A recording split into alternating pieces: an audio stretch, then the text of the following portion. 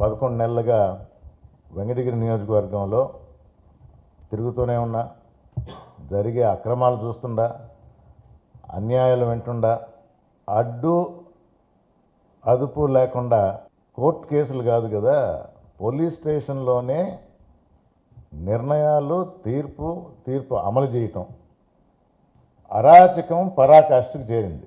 అన్యాయానికి అంతులు లేవు. సీఎం గారు, డిప్యూటీ సీఎం గారు మాత్రం నీతి వ్యాఖ్యలు బోధిస్తూ ఉంటారు. 2047లో సంపద సృష్టిస్తాను, పథకాలు అందజేస్తాను. అక్రమ మైనింగే. అంటే ఈ విధమైన దోపిడీకి పాల్పడితే ఈ ప్రభుత్వం మేము ప్రజల పక్షాన ఉంటున్నామని ఎలా చెప్పగలరు? సంపద సృష్టిస్తాను అన్న ముఖ్యమంత్రి గారు రాష్ట్ర సంపద ఇది దోపిడీకి గురవుతుంది అని అంటే ఏం చేస్తున్నారు?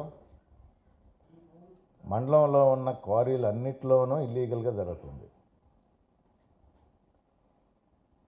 ఇల్లీగల్గా మూసేసిన క్వారీల్లో కానీ, గవర్నమెంట్ ల్యాండ్లో కానీ, ఫారెస్ట్ ల్యాండ్లో కానీ ఇల్లీగల్గా జరుగుతుంది. అసలు బరి తెగించి ఇల్లీగల్ కాదు, లీగల్గా ఉన్న మైన్స్నే హ్యాండ్ ఓవర్ చేసుకోవాలి. పదం అడ్డగోలుగా ప్రభుత్వకి రావాల్సిన సొమ్ముని దోచేస్తున్నారు. దీనికి అడ్డుకట్ట వేయాల్సింది ఎవరు? అధికారులు. వాళ్ళ పని సరిగా నిర్వర్తించాలని మీ ద్వారా తెలియజేస్తున్నారు.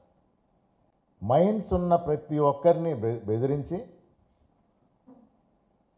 చాలా స్పష్టంగా చెప్తుందా, మైన్స్ ఉన్న ప్రతి ఒక్కరిని, అఫీషియల్ మైన్స్ ఉన్న ప్రతి ఒక్కరిని బెదిరించి 50% వాటా మాకు కావాలి.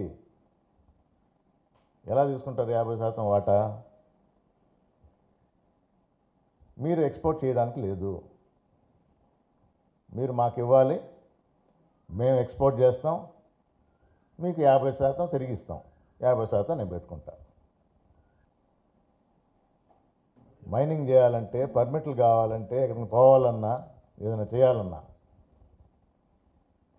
మీరు అందరూ అనుకుంటున్నారు ఎక్కడ డీడీ ఎక్కడ కూర్చుంటే అక్కడ ఉంది కదా, మా ఆఫీస్ ఇక్కడ కాదే అన్నట్టు. కాదు, పోండి. మార్స్ సన్షైన్ మెడోస్ కనపర్తిపాడులోనే 108 అపార్ట్మెంట్ నంబర్ చూడండి. ఎవరున్నారు, ఎవరు ఆపరేట్ చేస్తున్నారు? ముఖ్యమంత్రి గారు చెప్తా ఉంటారు సంపద సృష్టించాలని. రాష్ట్ర సంపదని దోచేస్తున్నారు. ఎవరు దోస్తున్నారు? రాష్ట్రానికి చెందిన సంపద ఇది. మరి అడ్డుకోవాల్సిన బాధ్యత అందరి మీద ఉంది, మరీ ముఖ్యంగా కూటమి ప్రభుత్వం మీద. మన డిప్యూటీ సీఎం గారు ప్రశ్నిస్తాను అంటూ ఉంటారు. మనం కూడా గర్వంగా చెప్పుకుంటాం, మన నెల్లూరు ముద్దుబిడ్డ అని. ఆయన కూడా ఒప్పుకుంటూ ఉంటాడు, నెల్లూరులోనే తిరిగాను, ఆ వీధి ఈ వీధి అన్నట్టు. సంతోషం.